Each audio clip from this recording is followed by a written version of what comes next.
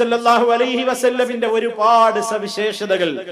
അതെ, പ്രവാചകൻ സല്ലല്ലാഹു അലൈഹി വസല്ലമിന്റെ ജനനത്തെ കുറിച്ച് പറയുമ്പോൾ അവിടുത്തെ സൃഷ്ടിച്ചത് എന്തിൽ നിന്ന് എന്ന ഒരു ചർച്ച ഇത് ലോകത്ത് നടന്നുകൊണ്ടിരിക്കുകയാണ്. നബി സല്ലല്ലാഹു അലൈഹി വസല്ലമിന്റെ സൃഷ്ടിപ്പ് എന്തിൽ നിന്നാണ്? ലോകത്തുള്ള എല്ലാ മനുഷ്യരെയും അല്ലാഹു സൃഷ്ടിച്ചത് എന്തിൽ നിന്ന് എന്ന് ചോദിച്ചാൽ മണ്ണിൽ നിന്ന് എന്നാണ് ഉത്തരം. ആദം അലൈഹി സ്വലാത്തു വസ്സലാമിനെ അല്ലാഹു കളിമണ്ണിൽ നിന്നാണ്, അല്ലാഹുവിന്റെ ഇരു കൈകൾ മുഖേന അവൻ തന്നെയാണ് നേർക്കുനേരെ സൃഷ്ടികർമ്മം പൂർത്തിയാക്കിയത് എന്ന് പരിശുദ്ധ ഖുർആനിൽ നിന്ന് നമുക്ക് വളരെ വ്യക്തമാണ്. അതുപോലെ തന്നെ മനുഷ്യ സമൂഹത്തെ മുഴുവനും അല്ലാഹു സൃഷ്ടിച്ചിട്ടുള്ളത് മണ്ണിൽ നിന്ന്. നേർക്കുനേരെ മണ്ണിൽ നിന്ന് സൃഷ്ടിക്കപ്പെട്ടത് ആദം അലൈഹിസ്സലാം ആണെങ്കിൽ ആ മണ്ണിൽ തഴച്ച് വളരുന്ന വിത്തുകളും സസ്യലതാദികളും അത് മുളച്ച് അത് ഉൽപ്പന്നങ്ങളായി മാറി അതിൽ നിന്നുള്ള ഭക്ഷണം കഴിച്ച് മനുഷ്യനതാ അവന്റെ ശരീരത്തിൽ ബീജം ഉണ്ടാവുകയാണ്. അങ്ങനെയുള്ള ഒരു ബീജത്തുള്ളിയിൽ നിന്നാണ് മനുഷ്യന്റെ ജനനം, മനുഷ്യന്റെ ജന്മം. ഇതിൽ ആർക്കും തർക്കമില്ല.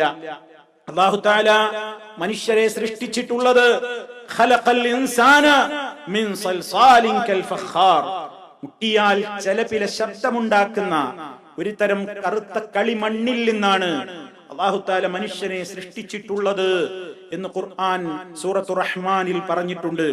പല സ്ഥലങ്ങളിലും അല്ലാഹു ആ മണ്ണിനെ സംബന്ധിച്ച്, സൃഷ്ടിപ്പിനെ സംബന്ധിച്ച് പറഞ്ഞിട്ടുണ്ട്. എന്നാൽ ഇവിടെയുള്ള മറ്റൊരു വിഭാഗമാണ് ജിന്നുകൾ. ആ ജിന്നുകളുടെ സൃഷ്ടിപ്പ് മനുഷ്യനെ പോലെ അല്ലാഹു മണ്ണിൽ നിന്നല്ല സൃഷ്ടിച്ചിട്ടുള്ളത്.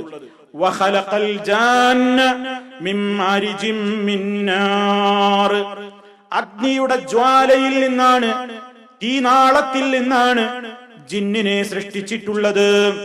അപ്പൊ മനുഷ്യരെ സൃഷ്ടിച്ചത് മണ്ണിൽ നിന്ന്, ജിന്നുകളെ സൃഷ്ടിച്ചിട്ടുള്ളത് അഗ്നിയുടെ ജ്വാലയിൽ നിന്ന്. ഇനി അതാ ഹദീസിൽ കാണാം, നമ്മുടെ ഉമ്മ ആയിഷ റളിയല്ലാഹു തആല അൻഹ പറയുകയാണ്, ഖാല റസൂലുള്ളാഹി സ്വല്ലല്ലാഹു അലൈഹി വസല്ലം, അല്ലാഹുവിന്റെ റസൂൽ സ്വല്ലല്ലാഹു അലൈഹി വസല്ലം പറഞ്ഞിരിക്കുന്നു, ഖുലിഖത്തിൽ മലായികതു മിൻ നൂർ, മലക്കുകൾ സൃഷ്ടിക്കപ്പെട്ടു മിൻ നൂരിൻ, പ്രകാശത്തിൽ നിന്ന്. മലക്കുകളുടെ സൃഷ്ടിപ്പ് ഈ രണ്ടിൽ നിന്നുമല്ല. മനുഷ്യരെ സൃഷ്ടിച്ചതുപോലെ മണ്ണിൽ നിന്നല്ല, ജിന്നുകൾ സൃഷ്ടിക്കപ്പെട്ടതുപോലെ തീയുടെ നാളത്തിൽ നിന്നല്ല, മറിച്ച് ഖുലിഖത്തിൽ മലായികതു മിൻ നൂർ, മലക്കുകൾ സൃഷ്ടിക്കപ്പെട്ടിട്ടുള്ളത് പ്രകാശത്തിൽ നിന്നാണ്. വഖുലിഖൽ ജാന്നു മിൻ മാരിജിൻ മിൻ നാർ, അഗ്നിയുടെ ജ്വാലയിൽ നിന്ന്, തീനാളത്തിൽ നിന്നാണ് ജിന്നുകളുടെ സൃഷ്ടിപ്പ്. വഖുലിഖ ആദമു മിമ്മാ വുസിഫ ലക്കും, നിങ്ങൾക്ക് വർണ്ണിച്ച് തരപ്പെട്ടതുപോലെ, നിങ്ങളോട് പഠിപ്പിക്കപ്പെട്ടതുപോലെ ആദം സൃഷ്ടിക്കപ്പെട്ടത് അതിൽ നിന്നുമാണ് എന്ന് പറഞ്ഞാൽ അല്ലാഹു നമുക്ക് വിശദീകരിച്ച് തന്നിട്ടുണ്ട്. നബി സല്ലല്ലാഹു അലൈഹി വസല്ലം വിശദീകരിച്ച് തന്നിട്ടുണ്ട്.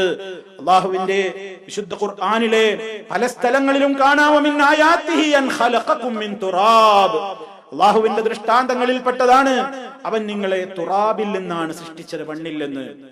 അതെ, ഖലഖഹു മിൻ തുറാബിൻ, മണ്ണിൽ നിന്നാണ് മനുഷ്യനെ സൃഷ്ടിച്ചിട്ടുള്ളത് എന്ന് അല്ലാഹു തആല പല സ്ഥലത്തും പറഞ്ഞിട്ടുണ്ട്.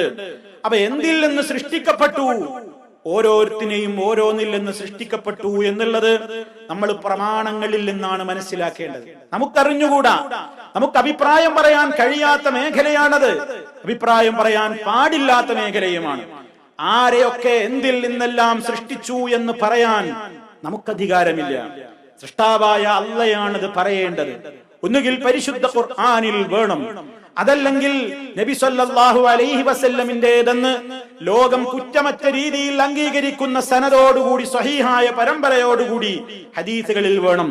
ഇതിന്റെ അടിസ്ഥാനത്തിലാണ് നമ്മൾ ഒരു വിഷയത്തെ സമീപിക്കേണ്ടത്.